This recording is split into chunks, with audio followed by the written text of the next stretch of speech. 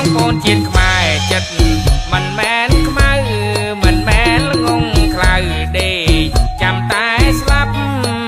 បងប្អូនជាតិខ្មែរចិត្តមិនមែនខ្មៅ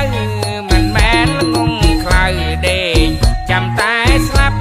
ឃើញខ្មែរមានទុកចិត្តខ្មែរឈឺចាប់ច្រើនហួងរាយរាប់ប្រាប់ក៏មិនអង់ជាតិខ្មែរមានពណ៌ឈាមជ័រអោតានមួយបើខ្មែរទុំព្រួយរួមគ្នាស្រណងជាតិខ្មែរមានពណ៌ឈាមជ័រអោតានមួយបើខ្មែរទុំព្រួយរួមគ្នាស្រ